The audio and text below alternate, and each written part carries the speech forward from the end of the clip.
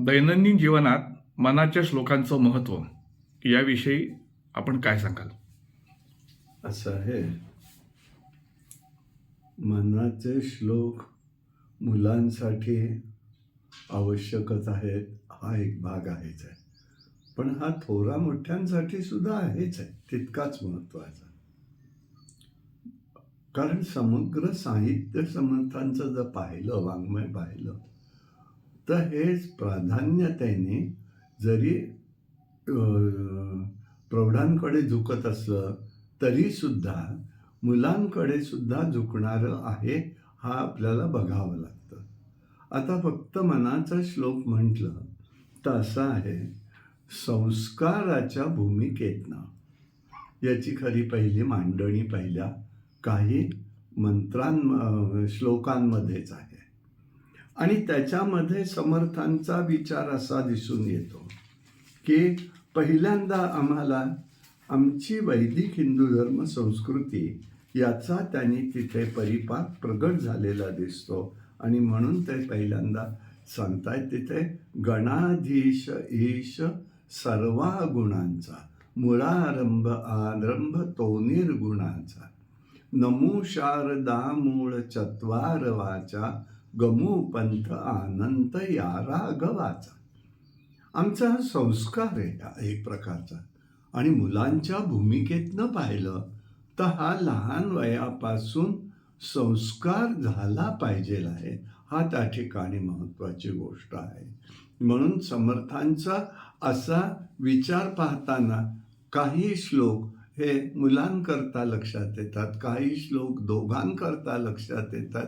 बाकी सगळा विचार जरी प्रौढांसाठी असला किंवा मोठ्या मुलांसाठी माणसासाठी असला तरी तो तसा आहे.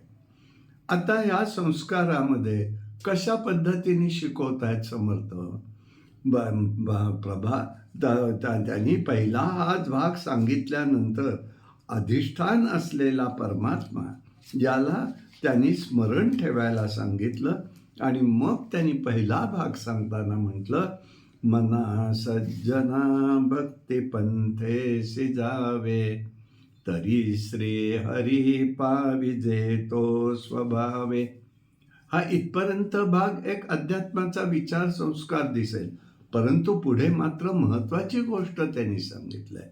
जनी निंद्यते सर्व सोडो निद्यावे, जनी वंद्यते सर्व भावे करावे श्रीराम. समाजामध्ये ही तनुमन घडली पाहिजे मुलांची.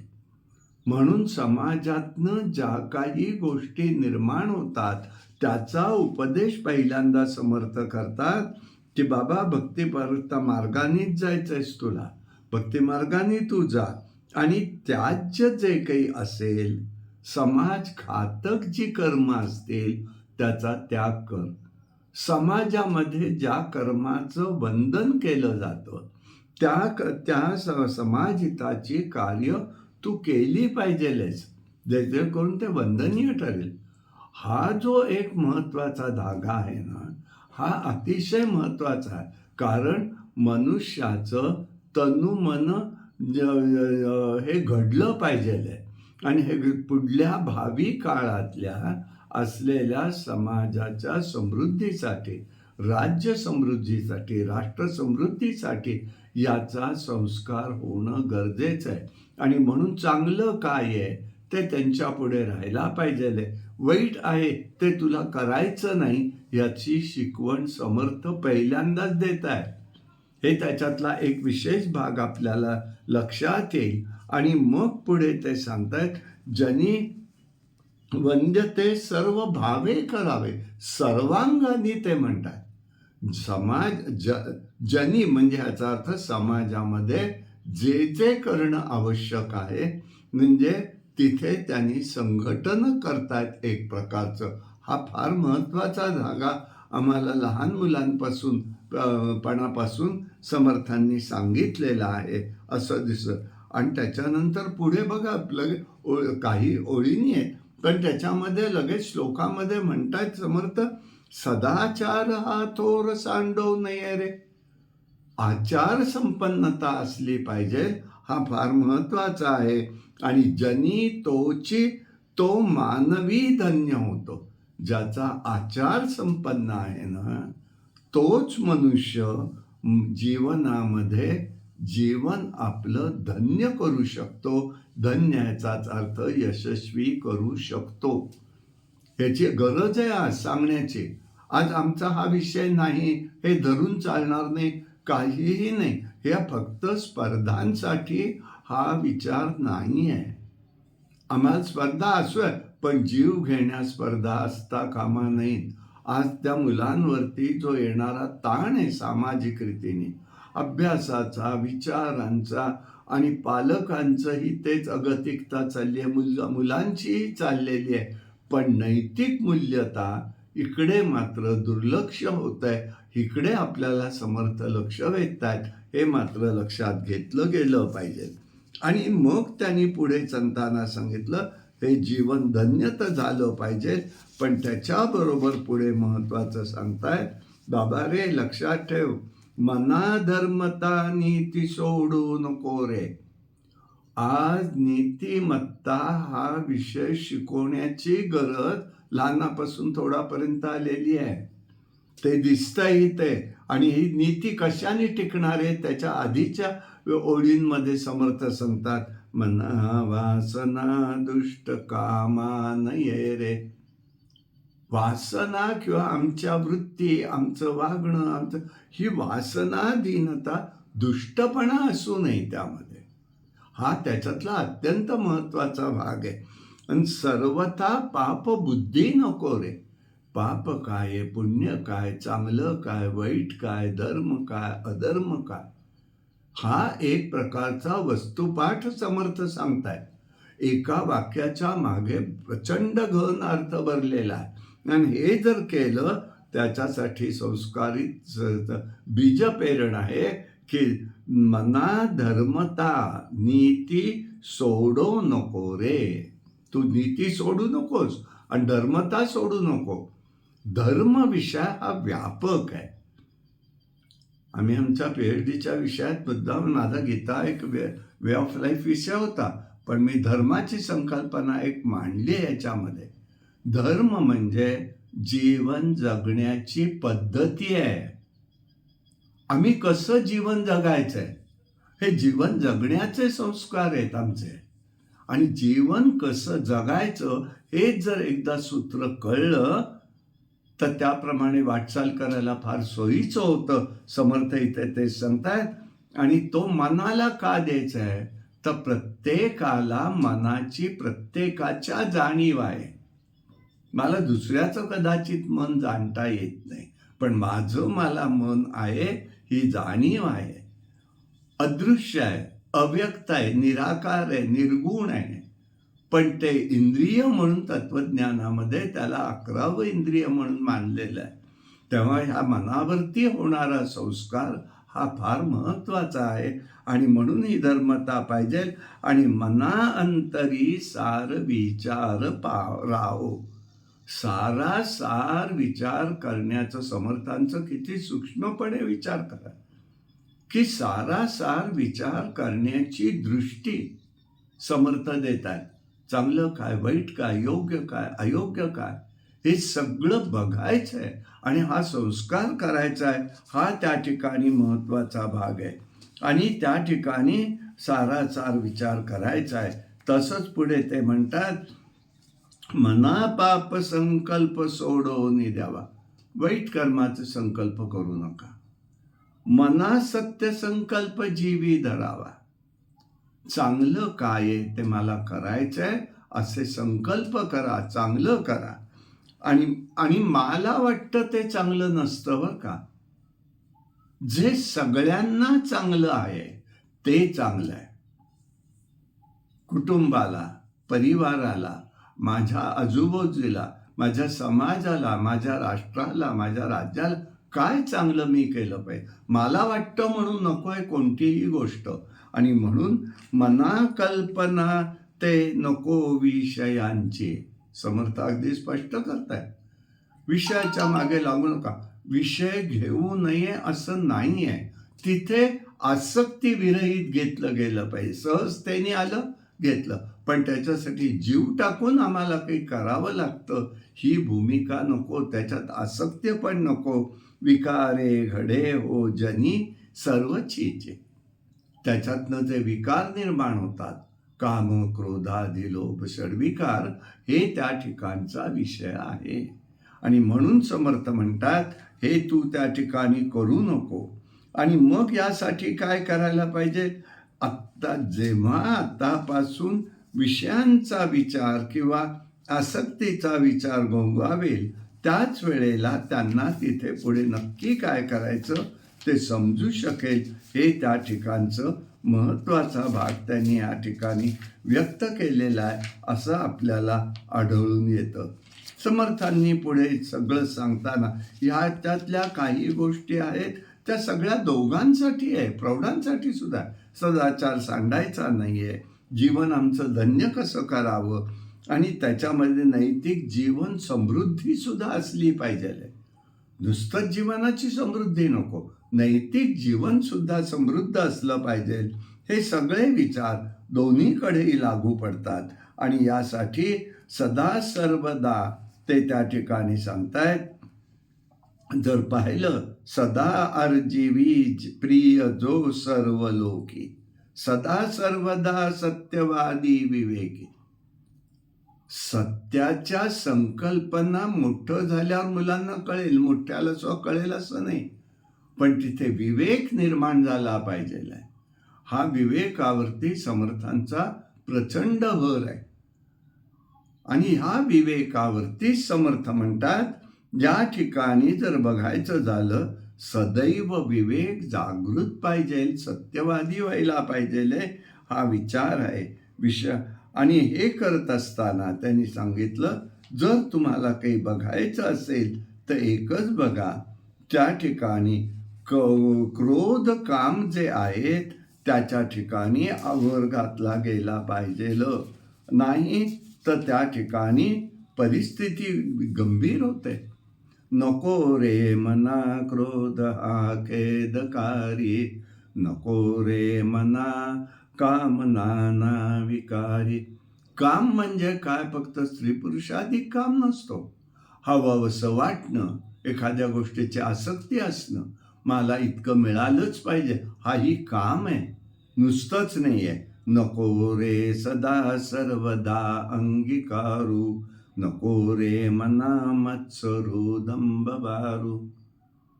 श्रीराम म्हणजे हे सगळं जर बघितलं तर क्रोध हा अग्नीसारखा म्हटलेला आहे. आणि म्हणून समर्थ म्हणतात, आधी त्याला आवर घाला, मुरड घालता आली पाहिजे. रागवू नाही, करू नाही असं नाही. आता उन्हात आहे, लहान मूल आहे, खेळतंय, ऐकत नाही येत अजिबात. शेवटी आई काय म्हणते, अरे कार्ट्या मरायचं झालं तर उन्हात मरू नको, सावलीत मर. भाव काय आहे तिचा, हा त्याच्यातला महत्वाचा आहे. मग त्या ठिकाणी रागवणं गरजेचं आहे की नाही? आहे, त्या मुलाच्या हितासाठी गरजेचं आहे. हाही भाग लक्षात घेतला पाहिजे. आज मुलांना एवढं तेवढं सुद्धा बोलायचं नाही, करायचं नाही, हा भाग चालणार नाही. त्यांना वळण लहानपणापासून पडलं पाहिजे, असं वागून मला चालणार नाही, मला त्रागा करून चालणार नाही. आणि त्यामुळे हा विचार समर्थांचा महत्वाचा आहे. आणि त्या ठिकाणी ते म्हणतात, मग काम, क्रोध, मदमत्सर, दंभ, अहंकार यापासून सावध असावं. जर ह्याच्यामध्ये दोघांसाठी लागू आहे, मोठ्यांना लहानांना, मोठ्यांनीच हा आदर्श ठेवला तर लहानाला हा आदर्श नक्की मिळू शकतो, मुलांनाही मिळू शकतो. आणि यासाठी काय करावं लागेल, सदैव काय करायचं आहे ते सांगितलं. स्वयं सर्वदा नम्र वाचे वदावे. नम्रता ही आहे. आणि ती कशी आहे ते, श्रेष्ठत्व मना श्रेष्ठ दारिष्ट जीवी धरावे, मना बोलणे नीच शोषित जावे. स्वये सर्वदा नम्र वाचे वदावे, मना सर्व लोका सिरे निववावे. सर्वांना आनंद द्यावा, निववावे म्हणजे आपण नम्रतेने वागून सगळ्यांना आनंद द्यावा हा भाग त्या ठिकाणी लक्षात येतो. आणि याच्यासाठी ते म्हणतात, आम्ही काय निश्चित केलं पाहिजे आमच्या जीवनामध्ये. आमच्या जीवनात जर आम्हाला काही का निश्चित करायचं असेल तर एक आहे, तर सदा बोलणे नम्र वाचा सुवाचा, जगी धन्य तो दास सर्वोत्तमाचा. हे जर पाहिलं तर सदैव नम्र असायला पाहिजे आणि आमची वाणी सुवासाची असली, सुवाच्या असली पाहिजे. म्हणजे वाणी आमची सुरेखच असली पाहिजे. त्याच्यामुळे सगळेजण आपलेसे होतात. हा त्याच्या ठिकाणचा महत्त्वाचा भाग आहे. आणि म्हणून स्वार्थबुद्धी नको, संतोष द्यायचा आहे सगळ्यांना आणि नम्र वाचेनी त्या ठिकाणी आपण विचार त्या ठिकाणी करायचा आहे. हे सर्व शिकवत असताना यासाठी याच्यामध्ये महत्त्वाचा भाग आहे हा संस्कार आहे. त्यांना तिथे आदर्श द्यायचा आहे आपल्याला समोर. म्हणून समर्थ म्हणतात, देहे त्यागिता कीर्ती मागे उरावी, मना सज्जना हेची क्रिया धरावी. हिथे देह त्यागिता आपण नसल्यानंतर आपली कीर्ती टिकणार आहे. आम्ही कसं वागायचंय आणि यासाठी तो विचार त्यांनी त्या ठिकाणी सांगितलेला आहे. आणि आपली या ठिकाणी चंदनाप्रमाणे जसं उगाळतो तसं ते म्हणतायत, मना चंदनाचे परित्वा झिजावे. सगळ्यांसाठी आपण झिजून सुगंध दिला पाहिजे. जो चंदनाचा गुणधर्म आहे त्याचा संस्कार समर्थ मनाच्या श्लोकाच्या माध्यमातून करतात. परी अंतरी सज्जना निववावे, म्हणजे सज्जन लोकांना म्हणजे समाजामध्ये सगळ्यांना अत्यंत आनंद द्यावा आपल्या वागण्यामुळे. हा भाग त्या ठिकाणी या ठिकाणी म्हणतात. आणि यामुळे हे सगळं होण्यासाठी काय आहे तर पहिली गोष्ट आहे, नको रे मना द्रव्य ते पुढिलांचे, अति स्वार्थ बुद्धी नरे बुद्धी रे पापसाचे, घडे भोगणे पाप ते कर्म खोटे, न होता मना सारिके दुःख मोठे. मनासारखं घडलं नाही की होणारं दुःख हे आपल्याला शिकवलंच पाहिजे आहे. कधीही माणसाच्या मनासारख्या गोष्टी घडत नसतात, हे शिकवलं पाहिजे आहे. मनात येऊ नये का, यावं, परंतु ते आलं नाही त्याचा उद्वेग, उदासीनता, फ्रस्ट्रेशन, औदासीन्य जे आज लहान मुलांच्या दिसतंय ना, त्याचा परिणाम हा आहे. आम्ही ते शिकवलं पाहिजे. अरे नाही होत, हरकत नाही, काय दुसरे मार्ग कितीतरी आहेत आपल्याकडे. हे जेव्हा त्याला कळेल तेव्हा त्या ठिकाणी समजू शकेल. आणि स्वार्थबुद्धी ठेवू नकोस बाबा कुठेही, हा सगळ्यात महत्त्वाची शिकवण पाहिजे. ह्या दृष्टीने हे त्या ठिकाणचा विचार त्या ठिकाणी आपल्याला दिसून येतो. आणि पुढे एक त्यांनी विचार सांगितला आहे, लहानपणापासून तो संस्कार आहे, जनी सर्व सुखी असा कोण आहे, विचारे मना तूच शोधो निपाये. हे जे आहेत ना, हे सगळे संस्कारांचे विचार आहेत. आणि ते आमच्या ठिकाणी झालं तर जीवनामध्ये समजू शकतं की हे खरंच नाही, असं सगळ्याला सगळं मिळू शकतं असं नसतं. आज जी सगळी उपलब्धी मुलांना होते आणि एखादी गोष्ट मिळाली नाही की त्यांचं जे तोल जाणं आहे, अपसेट होणं आहे, हे कुठेतरी थांबलं पाहिजे. आहे म्हणून द्यायचं आहे, करायचं आहे नाही. हे लाड होत गेले की त्याचे दुष्परिणामही होत जातात. आणि आपल्याला सुटण्यासाठी त्यांच्यावरती हे कोणतंही लादणं किंवा अपेक्षा करणं हे चुकीचं आहे. आणि या भूमिकेने समर्थांचे विचार दिसतात. विवेके देहबुद्धी सोडावी. ते म्हणतात विवेक पाहिजेले आणि देहबुद्धी म्हणजे काय कळलं पाहिजेले. मलाच हवंय, मीच बघणार, माझ्या देहाला सुखावं होईल, मग बाकीच्यांचं काही होऊ दे. पूर्वकाळामध्ये एकच गोष्ट फार छान होत होती की 3-4 भावंड असली की सगळ्यांनी एकमेकाला करायचं आहे ही भावना होती. आज त्याचा अभाव झालेला आहे. प्रत्येक गोष्ट मलाच पाहिजेल आहे ही जी भूमिका होऊन बसली आहे, तिथे हे विवेकाचं देहबुद्धीचं शिक्षण आहे समर्थांचं. ही सोडून द्या म्हणतायत ते. अशा पद्धतीने नको हे या ठिकाणी. आणि मना सत्य विचार सोडून कधीही सत्य विचार सोडायचा ना. ही संस्कार होऊ देत. चांगलं काय वाईट काय त्यांना कळू देत. पुढे त्यांना त्यांचं व्यक्तिगत स्वातंत्र्यामध्ये त्यांना ठरवायचंय ते ठरवू देत.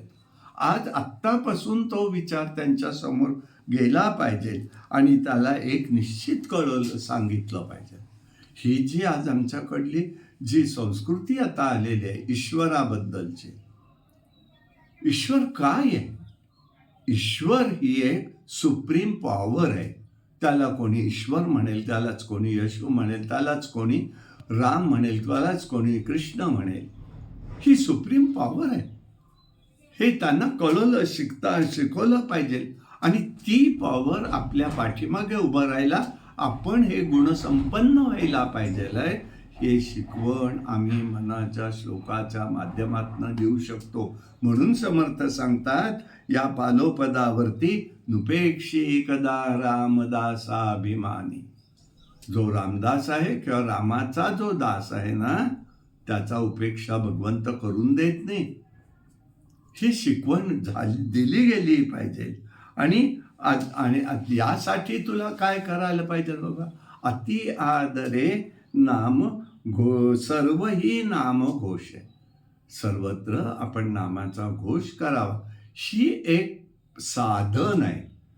तेच पाहिजे असं नाही आहे. तुम्ही कोणती आम्ही जे करणार आहोत ते, पण त्याच्या ठिकाणी आदर पाहिजे, प्रेम पाहिजे, भगवंताविषयी प्रेम पाहिजे. आणि म्हणून सदाचाराचा अभ्यास सुद्धा त्यांनी सांगितलेला. विवेके जन्म सदाचारणाचा अभ्यास झाला पाहिजे. मग त्याच्यामध्ये काय येऊ शकतं? मोठ्यांसाठी विचार प्राधान्याने, परद्रव्य नको घ्यायला, परकांताकडे नाही पाहायचं. ही शिकवण आहे एक प्रकारची. हे आपलं नाही तर घ्यायचं नाही आहे.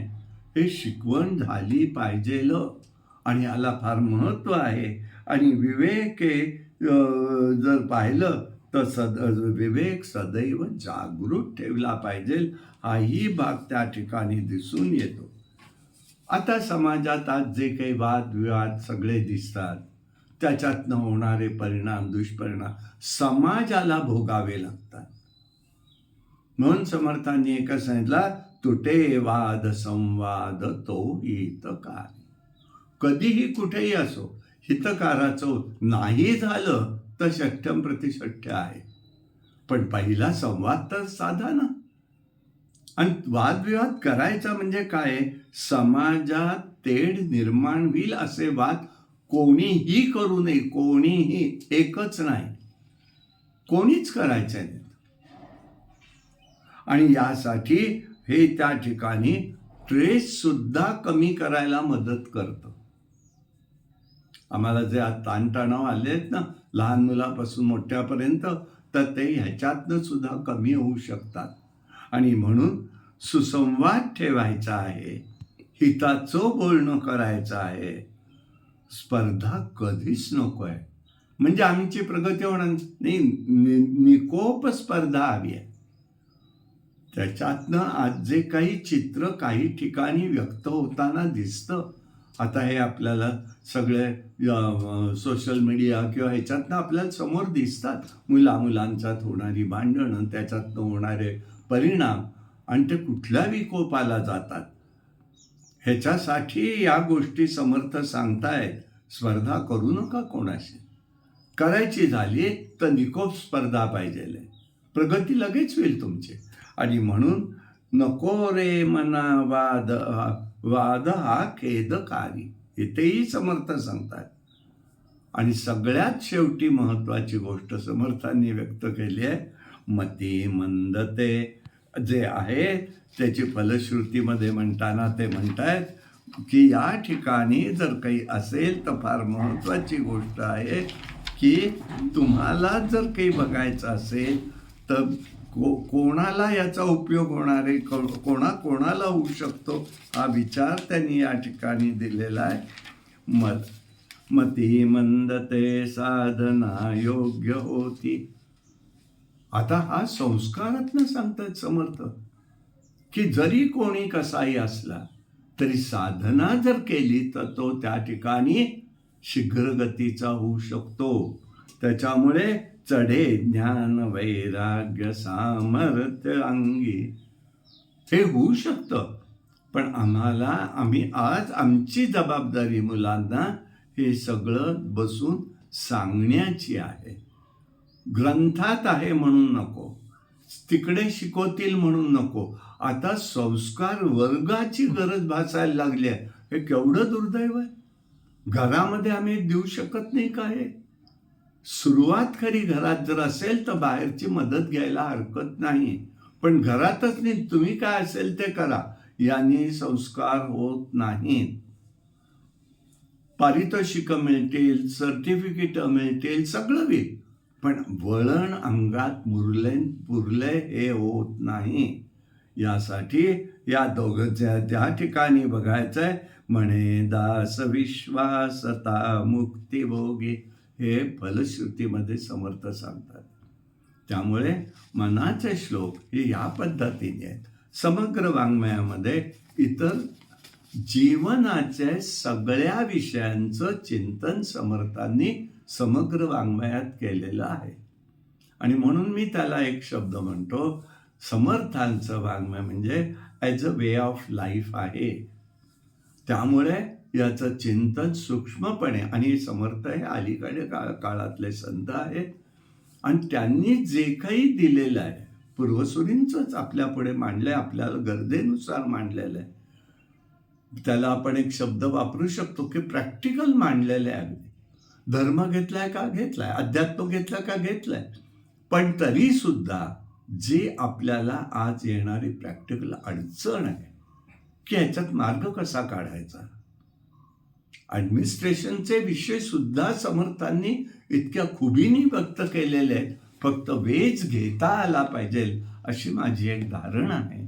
आणि या समर्थांच्या सर्व विचारांचा प्राधान्याने मुलांचा मनाच्या श्लोकाच्या वरती किंवा त्या बुद्धी दे रे रघुनायका, बुद्धीला आम्हाला चालना मिळू दे, सरस्वतीचं नमन आहे, गणपतीचं नमन आहे, ते सगळं मुलांच्या संस्कारासाठी, सर्वांसाठीच आहे पण निदान मुलांवर संस्कारासाठी आहे. हा विचार आपण घेतला तर आपल्या मुलांचं, आपल्या समाजाचं निकोप समृद्ध आणि प्रेमार्द्र असं सगळं निर्माण व्हायला निश्चित मदत होईल अशी आमची धारणा आहे.